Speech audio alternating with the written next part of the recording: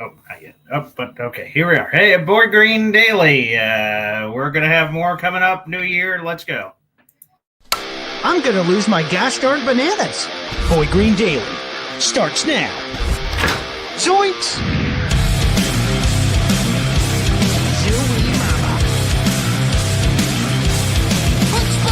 I made it clear that my intention was to play, and my intention was to play for the New York Jets. You're fucking wrong!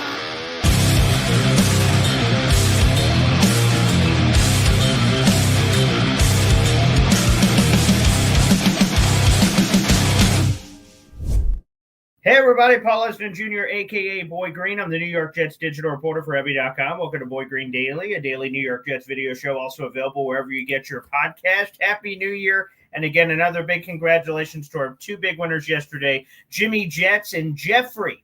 Jimmy Jets winning the custom emoji and Jeffrey winning the massive grand prize package. Again, we'll have details on our next raffle coming up next week on exactly what it is. So you guys could continue to send in memberships. We'll be keeping track of that for next week. So keep that in mind. Like the video, hit subscribe, and again, spread the good gospel of all things that are Boy Green Daily. Pop, good morning. We're here for some more Hop on Pop takeover.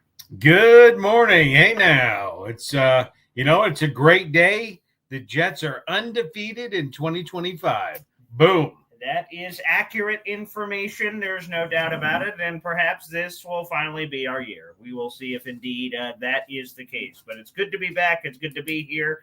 And we got some more action to interact with and also, evaluate. And that was Aaron Rodgers speaking yesterday in what could be his final midweek New York Jets press conference of his career. And he gave a lot of interesting comments, but one of the ones I want to say off the top that is actually at the bottom of this, if you can scroll on down there, all the way at the bottom of the article is right here.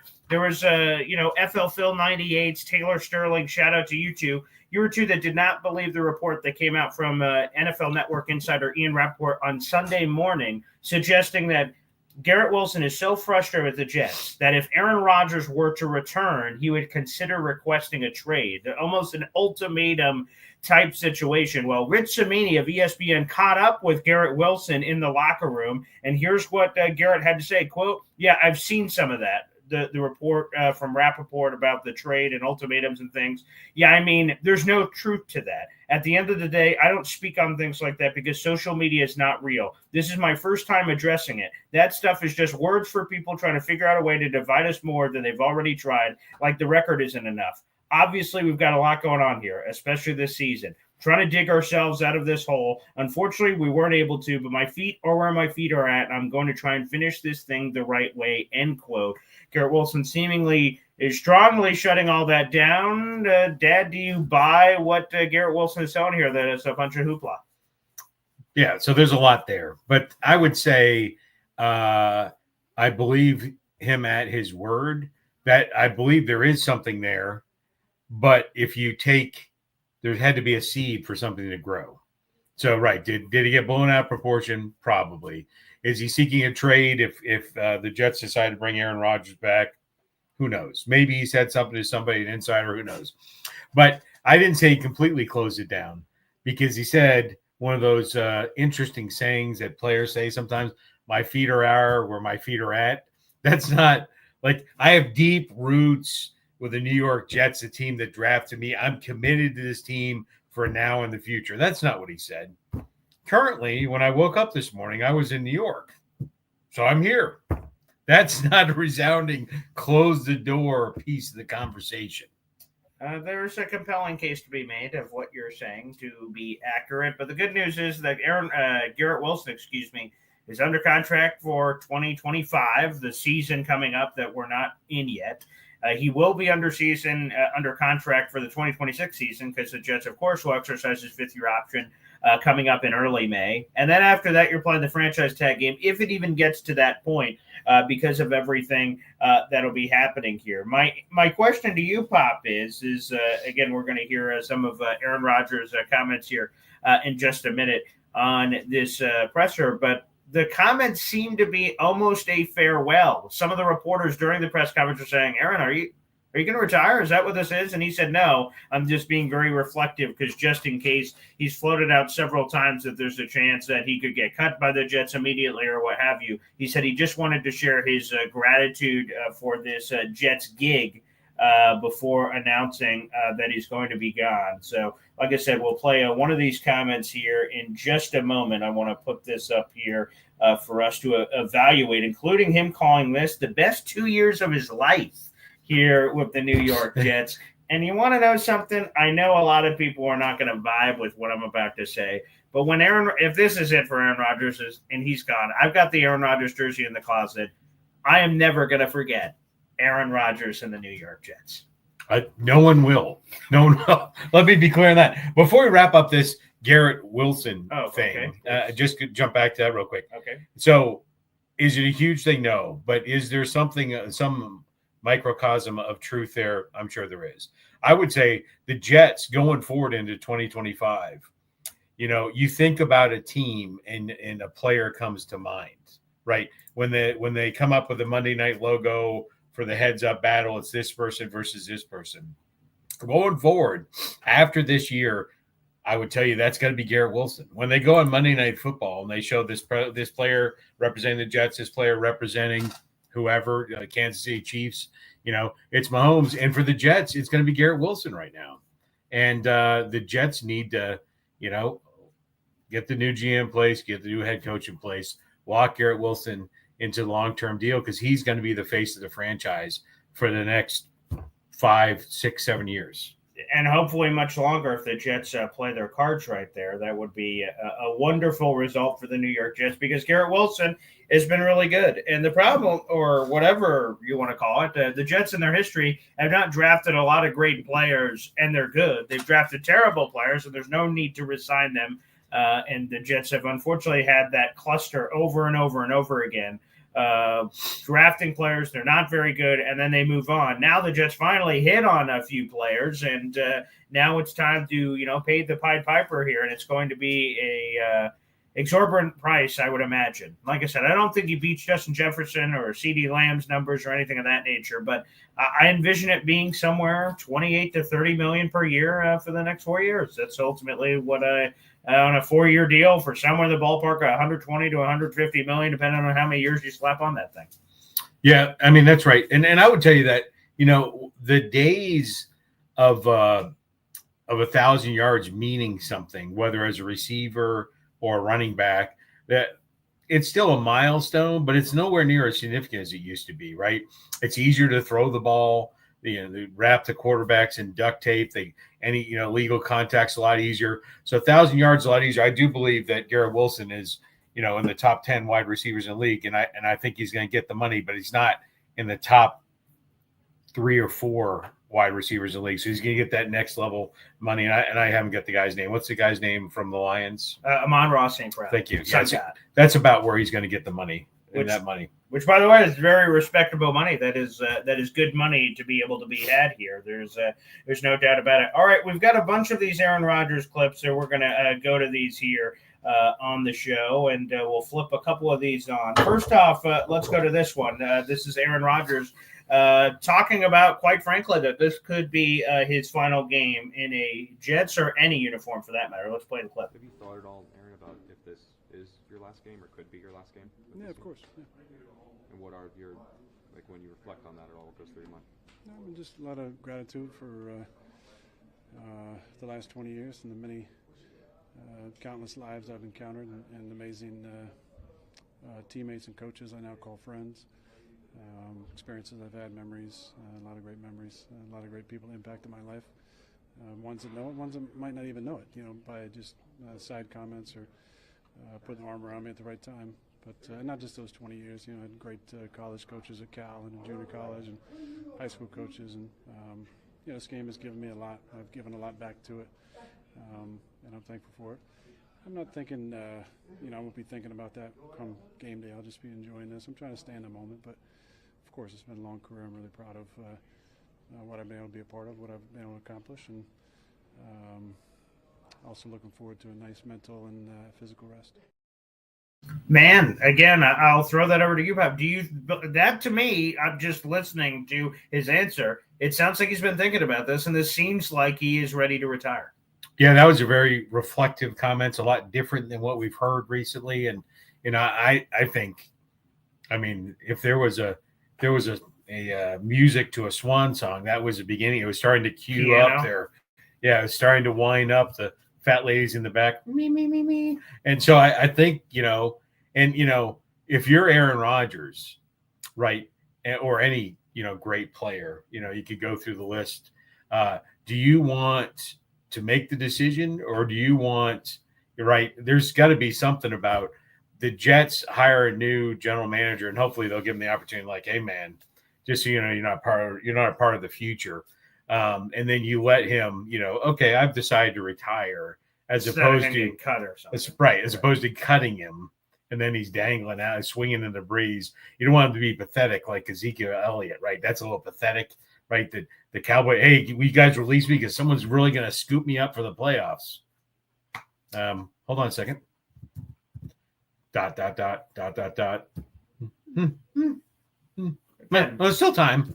Yeah, maybe something can happen there. So I don't know. To me, it comes off really reflective. We'll see ultimately whether or not it is, and hopefully the new GM at least sits down with Aaron Rodgers, engages him to make any decisions without talking to people or vetting through everything. I think would be naive. You have to evaluate everything.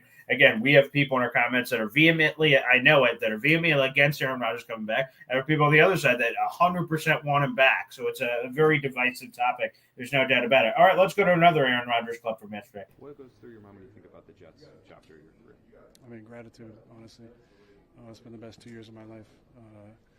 And that's a perspective adjustment that happened, I think, at some point during the rehab process last year. But just the excitement, falling back in love with the game, getting to know these guys in here, getting to know the great men and women that work here.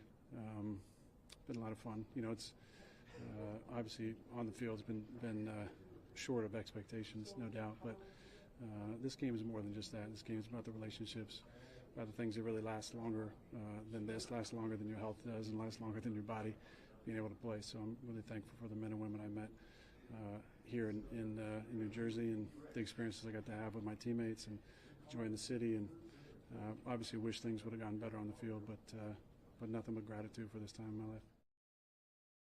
All right. Well, Aaron Rodgers called it the best 2 years of his life. And again, I'll tell you, the excitement that I got as a Jet fan from him being traded, you see it in the intro video every day. Again, I have that Aaron Rodgers jersey, to know that a Pro Football Hall of Famer played here, to know that he has had the statistical success of some of the numbers. He's going to go down as one of the best single-season Jets quarterbacks we've had from a statistical standpoint. That is indeed true. It is indeed true. That's embarrassing. But anyways, it's the best 2 years of his life. He showed up for work 4 days last year. Here we go. I mean, what? I mean, how? That he enjoyed being in New York, that would be something to say. That, he played literally 4 plays of the 2023 season. I don't know how you could. He was the MVP 4 times. He won the Super Bowl. But he is so full of shit. His eyes are brown. I mean, it is, that it is nice to be respectful, but to say some of the things he says is a little silly. All right, let me ask you this. Let's play a little buy or sell. Here's a quick clip from Aaron Rodgers. On a milestone question, what would 500 mean to you? I'll be fine sleeping in my bed 20 years from now with $4.99, but 500 definitely looks better on paper. Do you buy that Aaron Rodgers, if he doesn't get a touchdown pass on Sunday against the Dolphins, and he retires, and his career stops right there at $4.99, he's going to be okay with that? Do I think he's going to be okay with that? I think he would like to have it. I think I think stats are important to players. Records are important to players. I would tell you that when, if you're going for the record, like if you're like one more touchdown, and I've thrown the most touchdowns of any quarterback in the history of the NFL, that is something to chase.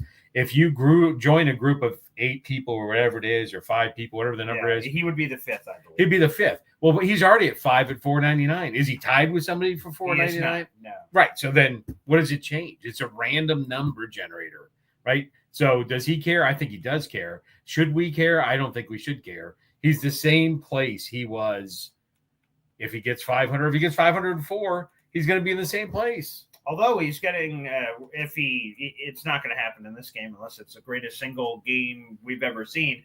Brett Favre, I believe, is at 508. I think we have Tom Brady at 649. We have Drew Brees in the 570s. We have Brett Favre at 508. We have Aaron at 499, and then it's a 70 touchdown gap. The next guy is hovering in the 420s. So Aaron, if he came back next season, of course, could leapfrog Brett Favre, who he is 9 touchdowns behind of tying, 10 touchdowns behind of overtaking.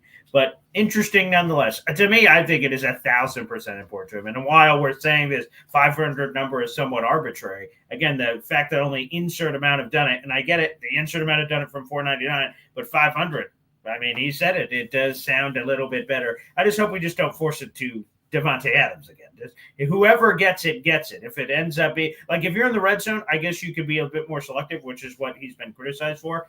But if someone just breaks off a 50-yard touchdown and it happens, then God bless. But I'd be curious if the fans even care, quite frankly. Yeah. So it's actually interesting. I was watching. I had 2 screens up last week. I'm watching, obviously, my game, and then I'm watching the Jets game at the same time. And I would tell you, there was an opportunity early in the game when Rodgers was in there. They're in the red-ish zone, and there was it was a screen pass, I believe, or at least a pass out to the flat. And it looks, if that pass had been completed, that it would have been a touchdown. And Aaron kind of threw it at the guy's shoelaces, and it was a good incomplete pass. Jets ended up scoring. I'm thinking to myself, and it was like second down, and I'm like, did he do that on purpose? Yeah, because it looked like if the on time, right place, that's a touch. That's 500, and it's not his boyfriend. Yeah, by the way, that player was Kenny Yeboah. He's a reserve tight end for the New York Jets. And if Aaron Rodgers hits him in stride, he's scoring 500 right then and there. And it would have been Kenny. And a few people did kind of conspiracy theory. He just skipped that ball across the pond because he's like, fuck Kenny Yeboah. He ain't catching number 500. Because it could have been a funny trivia answer or something in the future. By the way, we put up this poll. Do you want Aaron Rodgers back as a Jets fan in 2025? That is currently up on our YouTube. So hop on over and make sure you vote. While you're doing that, we want to play, I believe we only have one more clip here from Aaron. And he talks about this decision-making process of when he plans on deciding whether or not he's returning to football or not. Because if not the Jets, would it be somebody else? Here's Aaron Rodgers. Aaron, I'm not sure how many times you've gone into the offseason contemplating whether you want to keep playing. After 22, I think that was clear, Definitely, right? yeah. What, is there something, what's the feeling that you need, and does that come like at the end of February? Like, what are you going to be kind of registering in your brain about whether you want to come back for another season? Probably darkness again. No, I think I'm done with that. I won't be doing any darkness retreats this offseason. Whether you're in the midst of your career, you're a young player, middle of your career, whatever it is, you always need that break. This feels a lot like after kind of a rookie year, I would say, because the rookie year you go from training and playing a season, then training the entire offseason to get ready for the combine, then going to a new team. And so there's not really any break. And I've talked to, I remember Jordy Nelson got hurt a couple years in a row, and David Bakhtiari got, like 3 years in a row of rehab. And I think you have to, until you've experienced the grind mentally and physically, that is, you can't quite relate. But now that I have, just feeling like you're just rehabbing nonstop for a long amount of time, kind of wears on you mentally. And so I think this will be really important to really finish the point that Rich, you were bringing up. I need a break mentally, until I don't want to make a decision until I've been able to rest mentally and physically, because it really, since September 11th last year, feels like I've been rehabbing and training just to get to be able to play in training camp. And then obviously, had the nerves of playing the first few games and then kind of get banged up and kind of been just trying to get back on the field for many weeks until the last 3 or 4 where I felt really good. So I just need a break mentally to kind of refresh and put my feet in the sand and then see where I'm at after that. But I think your question, March is free agency. Yeah. I don't think we're going to even get that far, just because there's going to be a regime change here, at least with a GM, and then whatever they end up doing, I'm sure I'll either get a call or have a conversation and go from there. What? Oh, I'm coming out of the darkness. Aaron, we're going to cut you. I've come out of the darkness. I'm going to retire. Oh, pop.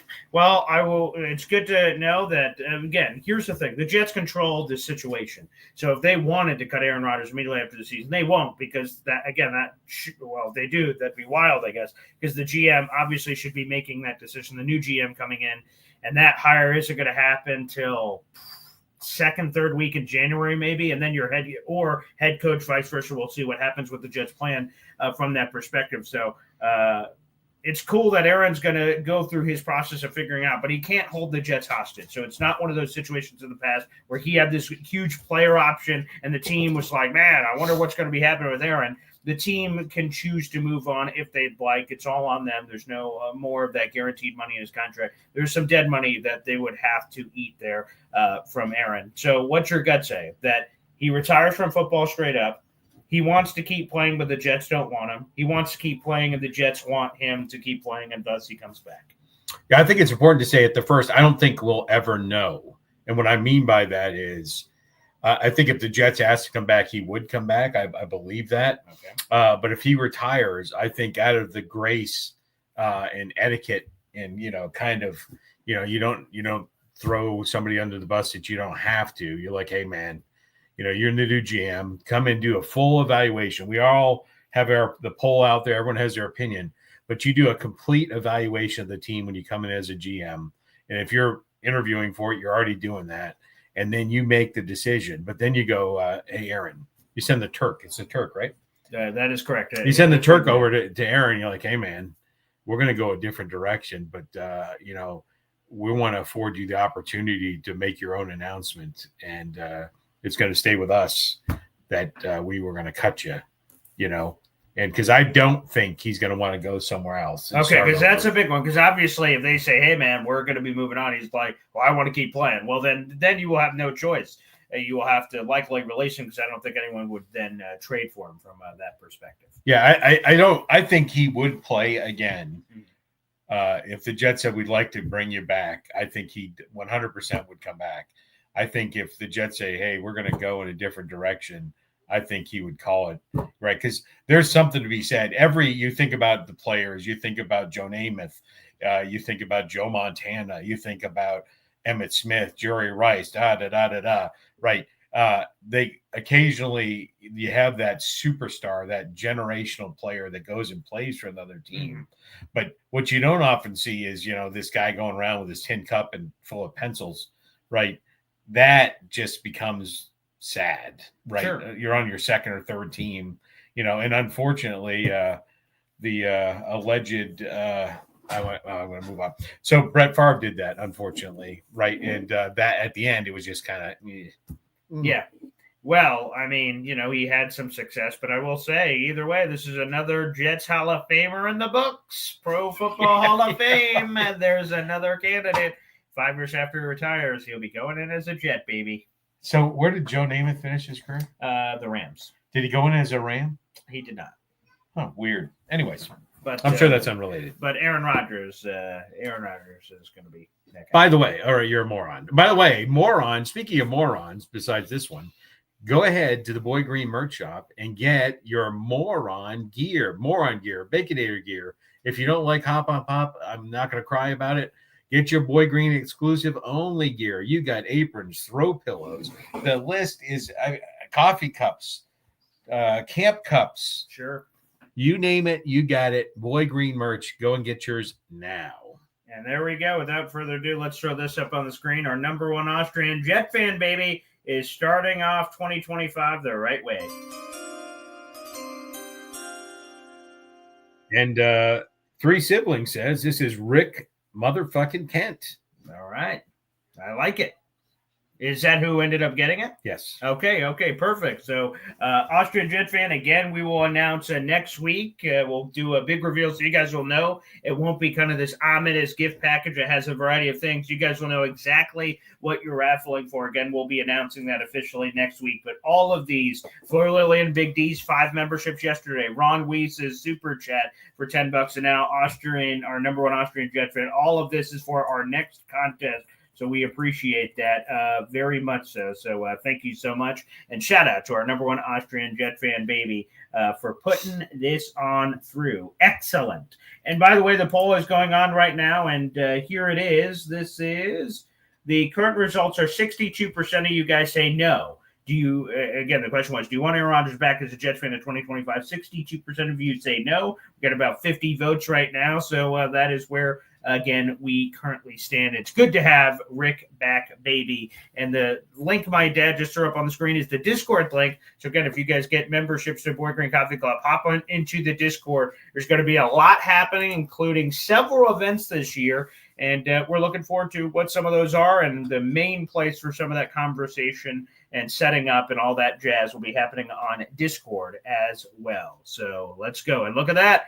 FL Phil 98 says he's waiting for his coffee cup to arrive, baby. And again, in every YouTube description here on the channel, you can find the direct link to the Boy Green merch shop, how you can join the Boy Green Coffee Club. If you're not a member currently, it's only $2.99. Just says join the Boy Green Coffee Club here. And then if you're feeling froggy enough, just like our number one Austrian Jet fan, you can gift the memberships. If you're watching on YouTube, you hit the little money emoji sign, final option, gift channel memberships, and you can gift as many as you would like. And it's not $3, right? It's not $3.10. Not at all. It's half of a cup of coffee at Starbucks. A half a cup of coffee. Yeah. I was about to say, I really didn't time it out wise with a price. I used to say a cup of coffee like in 1984, maybe, but like the price now, a mocha latte hoopa wappa. It's like a $15. I don't know what's going on there for goodness sake. But. I just bought your lovely mother and lovely fiance some Dunkin' drinks, 2 drinks, and it was at least 4 Boy Green Coffee Club memberships. Okay, there you go. See, you can have it. And Terrence said he's never had coffee. I'll tell you this, Terrence, here's a little trade secret. You don't have to put coffee in the mug if you catch my drift. And by the way, if you blow on it, if it's vodka in the cup, people think you're drinking coffee when you're on a Zoom meeting. I don't know if you knew that. There you go. You could go through the entire escapade if you'd like, and there you go. It's absolutely terrific. So, Pop, before we turn it over to the phone lines, is there any final thoughts you want to make on Aaron Rodgers and his seemingly farewell press conference that happened? Yeah, it seemed a little syrupy, is what I would say. It seemed a little like someone wrote that for him and he was reading it. It seemed a little confusing.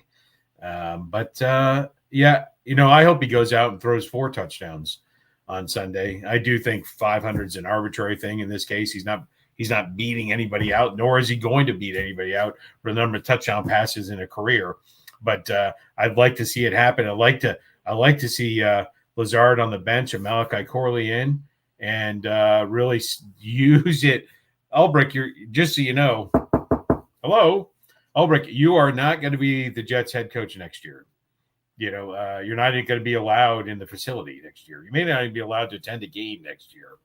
And so I'd like to develop the talent. Somebody should be telling them that, hey, man, let's develop this talent. Let's get these guys out there. Let's have some excitement. Evaluate the talent for the future.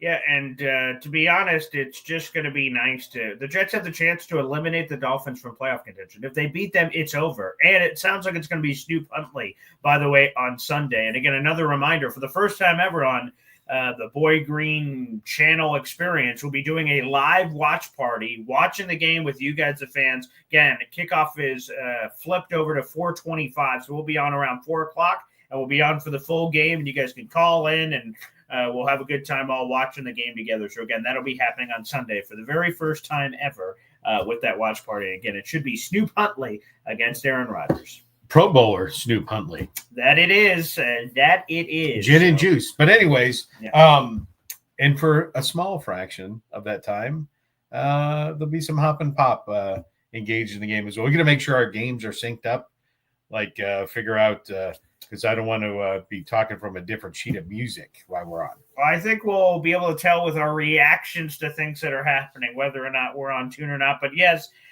again, to address that potential problem, folks, we're just going to try to do what we can. Obviously, some people are going to be more ahead than others based on all of our circumstances, and whether you're watching on the NFL Sunday Ticket on YouTube, or you're watching on cable, or you're watching on this, that, or the other. So we'll just try to power through all that, and we'll see what happens from that perspective. But Aaron Rodgers can also, and likely will, surpass Matt Ryan on the all-time passing list as he goes in terms of passing yardage. He's only like 115 yards away from surpassing Matt Ryan. So that's one he's definitely going to achieve. The 500 touchdown club is more than likely going to be happening against Miami team. Remember, Aaron Rodgers had a very good day the last time the Jets played the Dolphins, throwing a couple of touchdown passes. So there's no doubt about it. It should be a doozy, but we'll see what happens. You guys can continue, by the way, to vote on our Aaron Rodgers poll that is up, and we'll reference it throughout the rest of the show. Pop, are you ready for some phone calls? I am ready. I'll tell you, that was a startling stat you just said that I did not. I'm a stat guy. I'm a numbers guy. Sure. I'm an NFL fan for a long time. But that Matt Ryan, that's what you just said, has more passing yards than Aaron Rodgers. Now, don't get me wrong. I'm a big Matty Ice fan, but that he had more passing yards than Aaron Rodgers was surprising to me. And here it is. So Matt Ryan played from 2008 to 2022. So he started later. They basically started around the same time because Aaron Rodgers was drafted in 2005, but obviously his first season was until 2008. So they basically started at the same time. But Aaron has played longer, obviously, on the back ends, if you want to factor that in. Matt Ryan is at 62,792.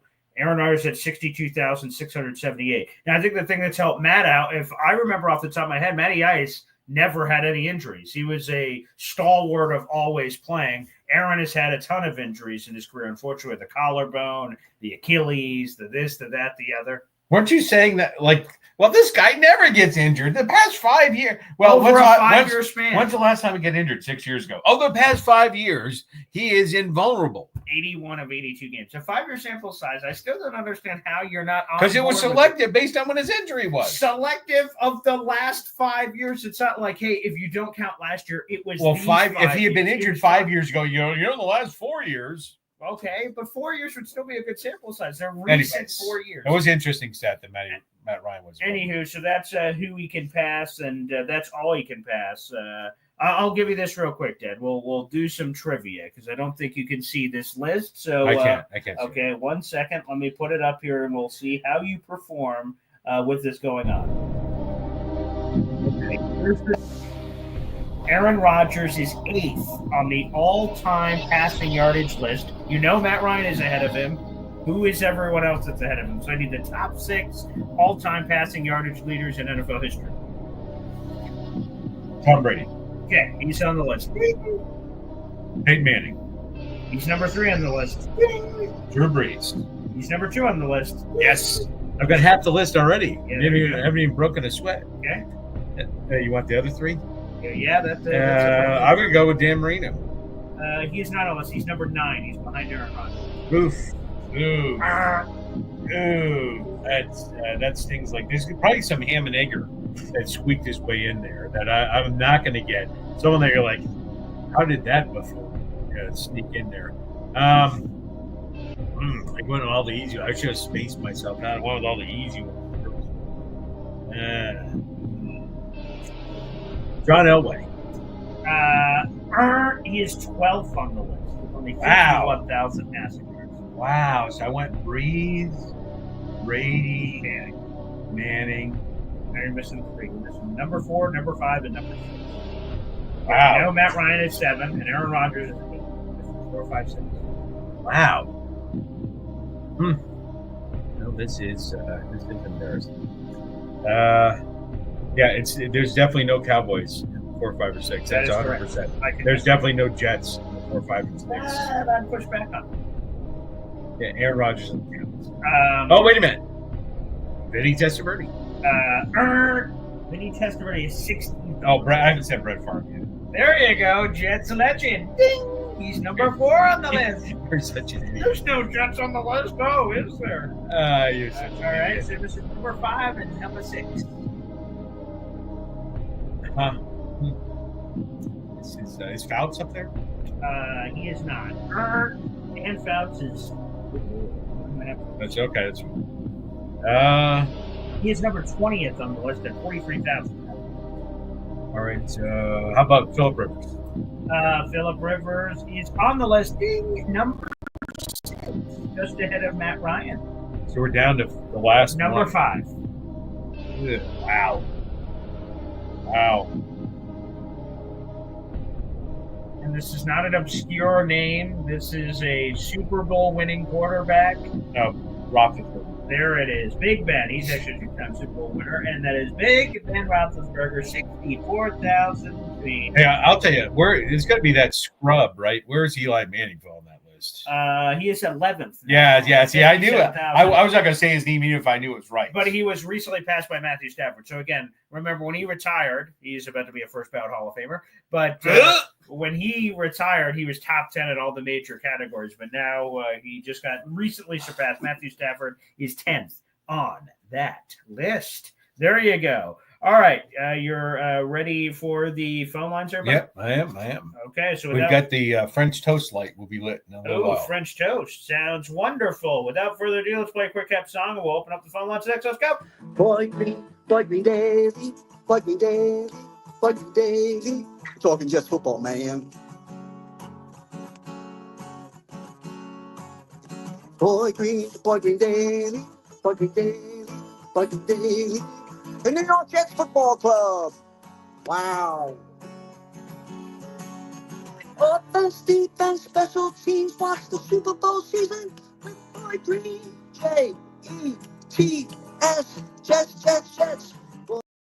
Here we go, baby. We're back here on Boy Green Daily. By the way, my father wanted you to highlight there's a couple of active guys that are on the list, so keep an eye out for them. Again, we already mentioned Aaron Rodgers if he chooses to play next season. Again, he can pass Matt Ryan on Sunday very easily. It's like 115 yards. And then if he wants to play again, then there's a chance, of course, he can leapfrog a lot of guys. If he ends up having a 3,000 or 4,000 yard season, he could pass Philip Rivers. He could pass Big Ben Roethlisberger and put himself at 5th place. He would not be able to catch Brett Favre next year, but he'd be able to put himself in the top 5 if he returned and had just an average season. So that'd be very possible for Aaron. Matthew Stafford is at 10th on the list. He's at 59,000, nearly 60,000 passing yards. He's actually taking Sunday off. They're benching him, putting in Jimmy Garoppolo to rest him for the playoffs. So he will not add to that total, and these do not include the playoffs. I'm pretty certain of that. But either way, so Matt Stafford in the very near future, obviously, will be able to leapfrog a bunch of guys on this list, depending on how long he continues to play. Other active guys, Russell Wilson's at 17th on the list. He has 45,000 passing yards. Again, he would need some incredible seasons all in a row to build up to get to that point. We'll see if he's there. Joe Flacco, who has been getting a couple of games in, he's 18th on the list.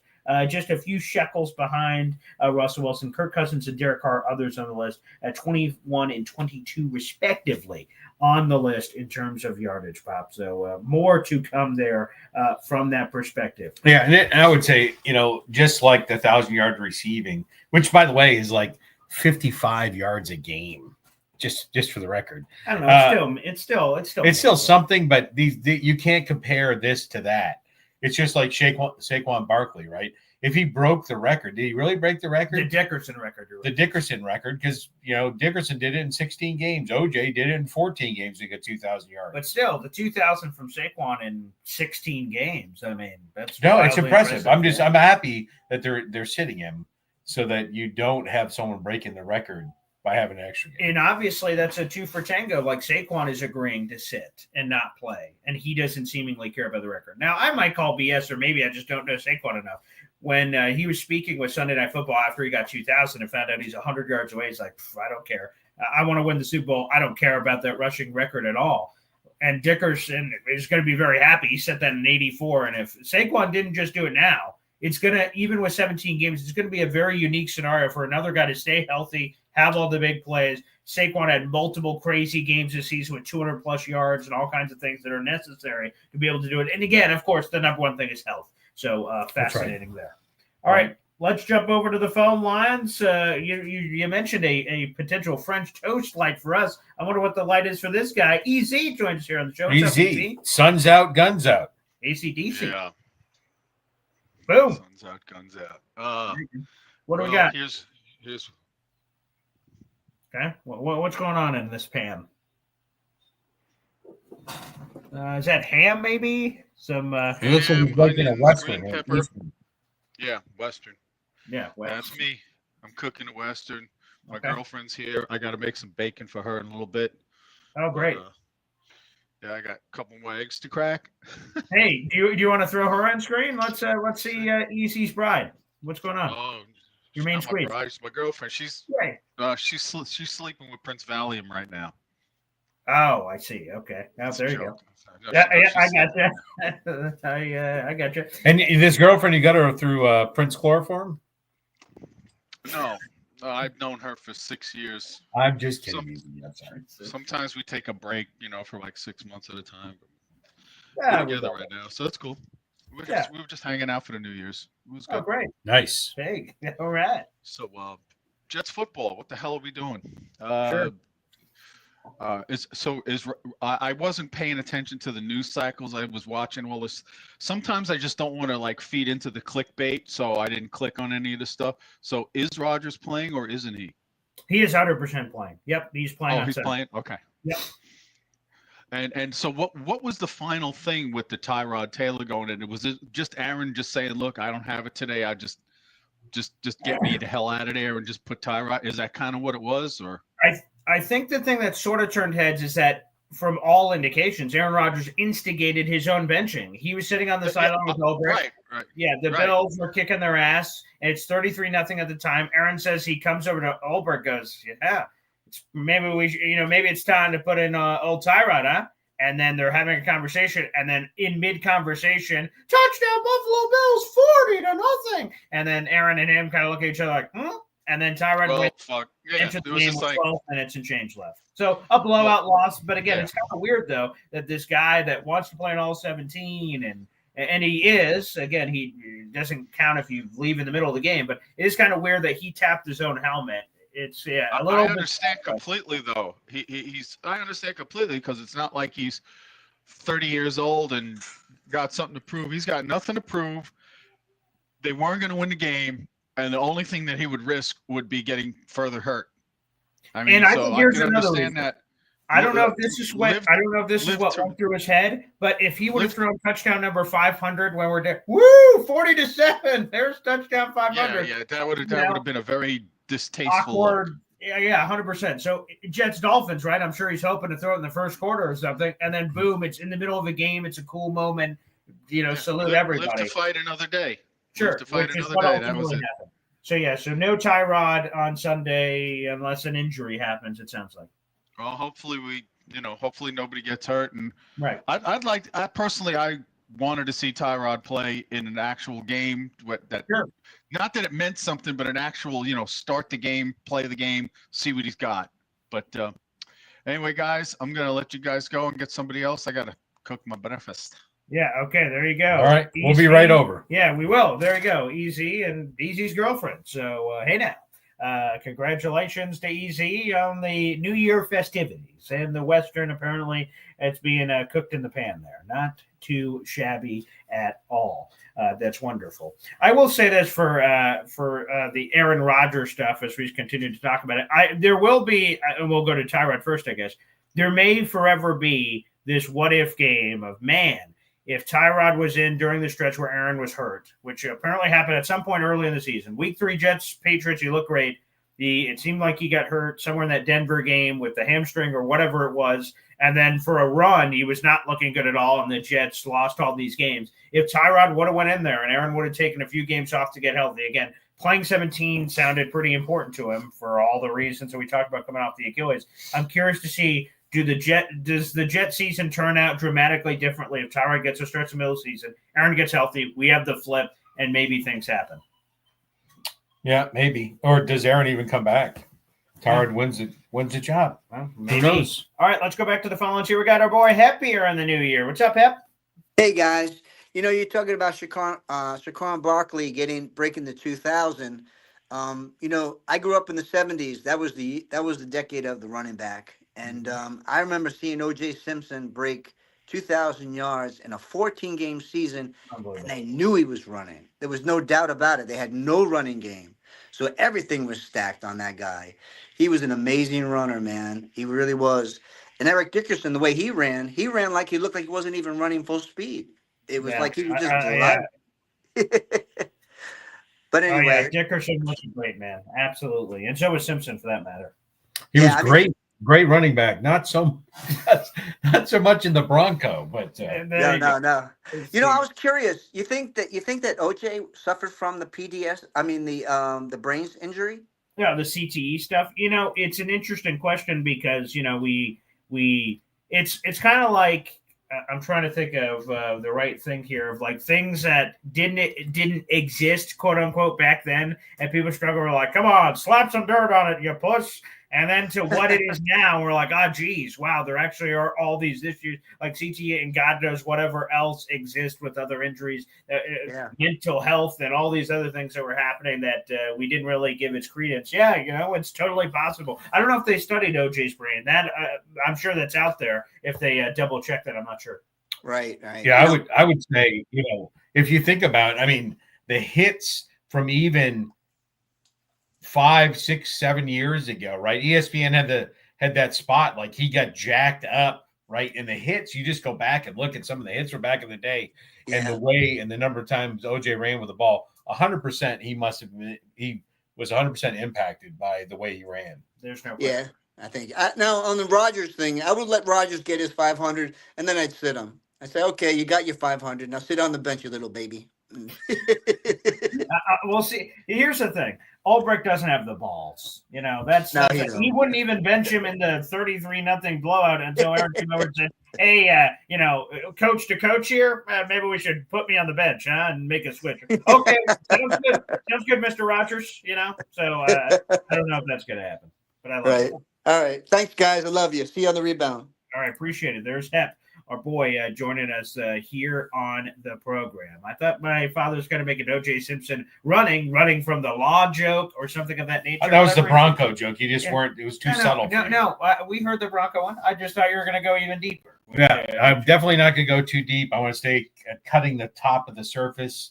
You know, OJ really knew how to slash a defense. Okay, that's a little more. You know, we probably should have just left it at the subtle Bronco reference. That would have been more than sufficient, I suppose, from that standpoint. Are we still good? Is there no French toast light yet, Pop? No French toast light, although I think it's on the cusp. Okay. It's on the horizon. Good. We'll keep an eye out for that. Let me put it this way, because we'll be talking about this game in full depth when we get there. But is there any satisfaction for Jet fans if they're able to extinguish the playoff flame for the Miami Dolphins? It looks like it's going to be Snoop Huntley, and it is straight up. If the Jets beat the Dolphins, they're out of the playoffs. They cannot do it. They have the best chance of anyone outside of Denverland. Obviously, Denver is straight up. They beat this Carson Wentz Chiefs team. They're in the playoffs. But if they lose, Dolphins win. Boom, Dolphins are in. The Bengals need both the Broncos and Dolphins to lose for them to win, of course, against Pittsburgh on Saturday night to leapfrog into the playoffs. Should there be any satisfaction for Jet fans or the Jets themselves, which Aaron Rodgers, we won't play that clip, but he made a joke that we could send Miami to vacation too as like some sort of a motivating rallying point. Should there be any of that for the fans or the players? Yeah, I mean, it would be, you know, you go out to play every game to win, even the Kansas City Chiefs, whoever is on the field with them. And they're in that danger zone, right, where, you know, you get the bye and then you give yourself another bye. And those teams, like 3-4 weeks. Those teams typically do not do very well, you know. And then you look at the teams that, you know, and they ended up eventually losing. The Patriots when they were going for that 16-0, right? Mm-hmm. They went out there and they weren't. We play the game to play the game. You're half-ass playing the game. You're going to get hurt.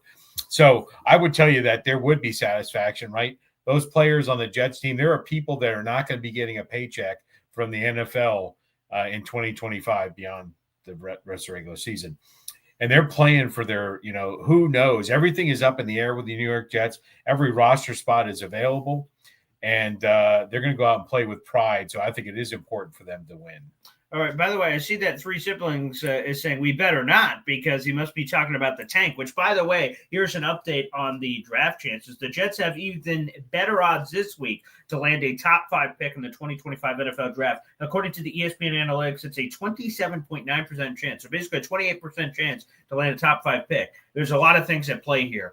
Some of the people are resting starters. So, like, for instance, Patriots, Bills. Bills are locked into the 2 seed. It sounds like they're going to be resting starters. So the Patriots could beat this backup Bills team, and they could kick themselves at a number 1 overall pick. So there's a lot of that kind of extracurricular activity at play, which makes picking games in Week 18 incredibly difficult, because backups are playing against these teams, who's fighting for what, and all this other jazz that'll be happening here. But the Jets do have a near 28% chance to get a top 5 pick, and their average draft position, according to ESPN, is they're going to pick either 6 or 7. That's on average, according to the simulations. Yeah, and I think we all have the wrong mental model of these games. And so if you're going to tank, if you have that impression, it's the coaches, it's the game plan that's the tank. I don't think you advertise to the players, hey, I want you to go out there and lose this game.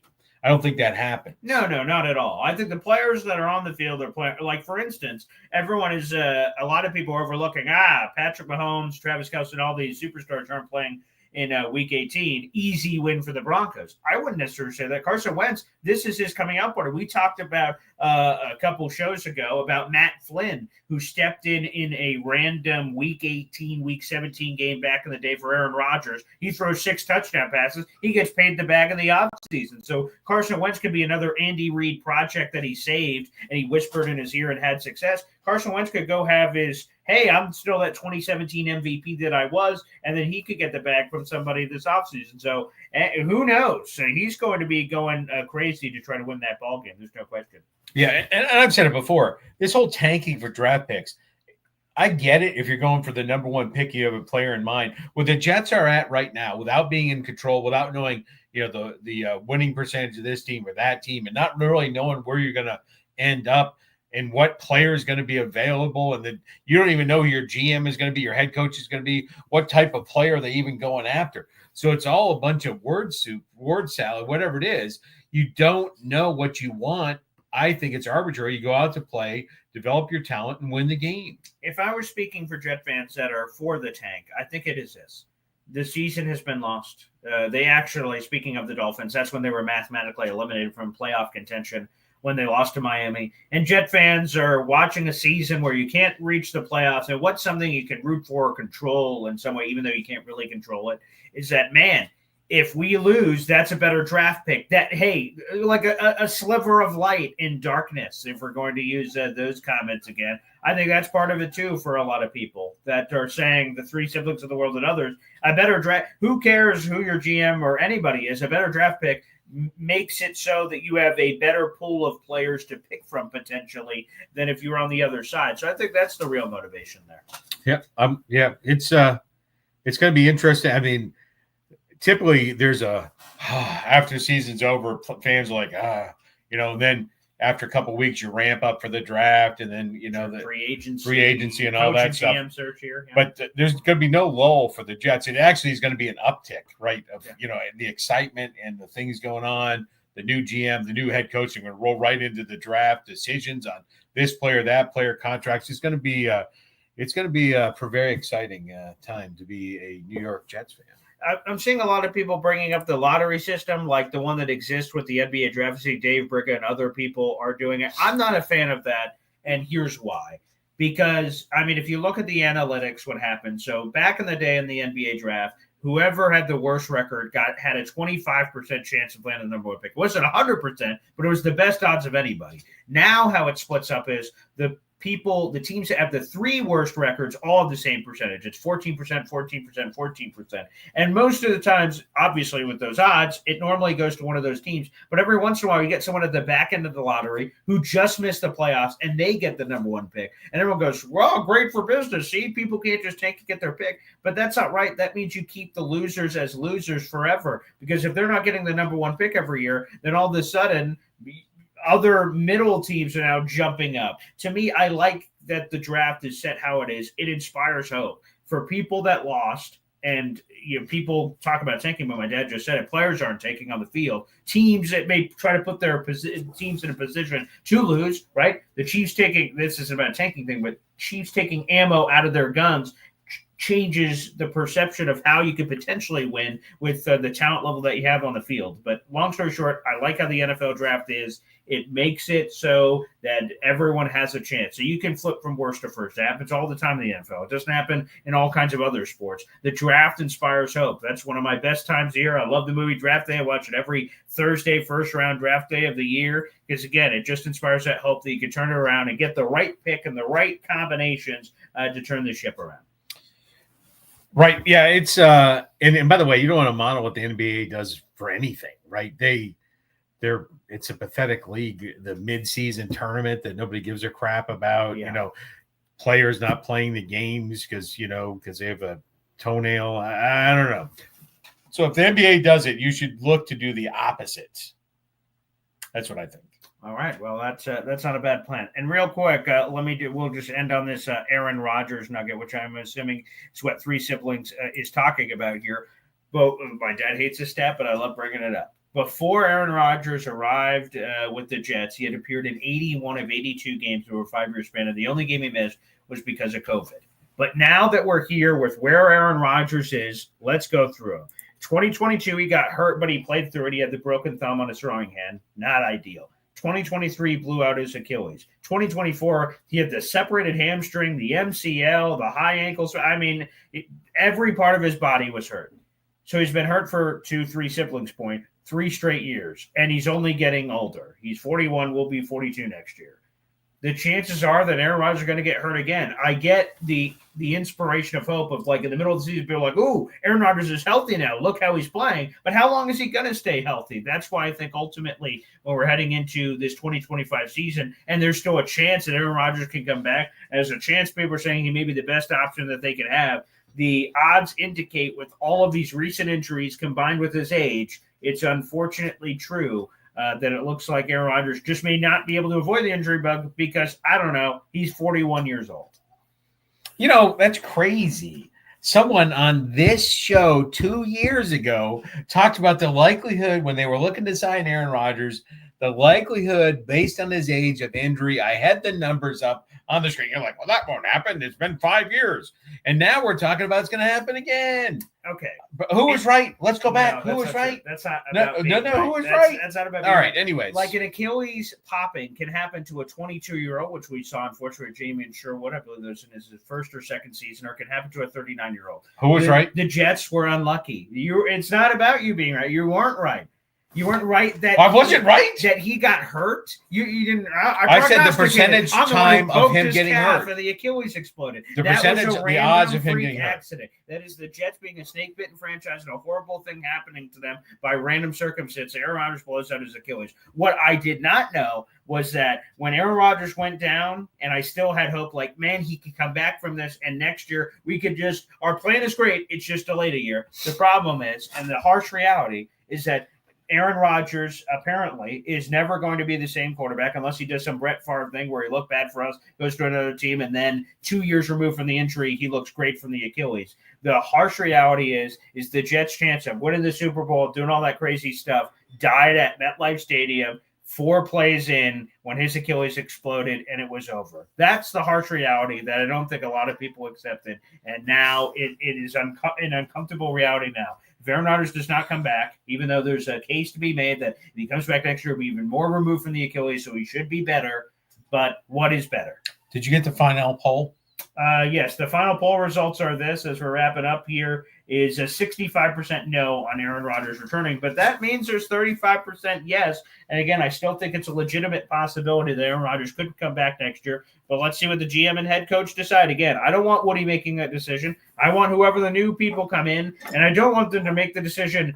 They get hired on January 3rd. I'm making this up. They get hired on January 3rd. They cut him on January 4th. There should be a conversation. They should vet it out. The Jets are not good enough to be overlooking any option. They should consider it all. And obviously, there's a lot to consider with Aaron Rodgers. Yeah, I'm with you. And so before we sign off, sure. Remember, there's a new contest for January. This year, this month, you're going to know what the prizes are when you donate to the Boy Green Coffee Club via gifting memberships, super chats, super stickers that we saw yesterday. Venmo, PayPal. Make sure you do it. And if you're watching this show without a Boy Green Coffee Club cup, what are you doing? So check out the Boy Green merch shop. Get it today. There you go. Just go down into the YouTube description. That has the direct link to our Boy Green merch shop, how you can join the Boy Green Coffee Club, and also how you can pick up some sweet homage New York Jets gear as well. That's also down in the description. Thanks, everybody, for tuning in. Pop, you're going to take the day off tomorrow. Is that right? Well, we'll see. But okay, so it could be available. We'll see what happens, but we'll also see. And today's Thursday, correct? Today is Thursday. So there is Boy Green Meets Woody today. We'll see if we're going to be on there with him. But regardless of whether we are or aren't, Woody will be on live coming up at 3 o'clock to talk all things New York Jets. All right, Pop, any final thoughts? Nope.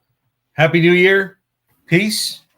And let's go Jets. There you go. Undefeated in 2025. We'll see if that maintains coming up on Sunday against Miami Dolphins. Thanks, everybody.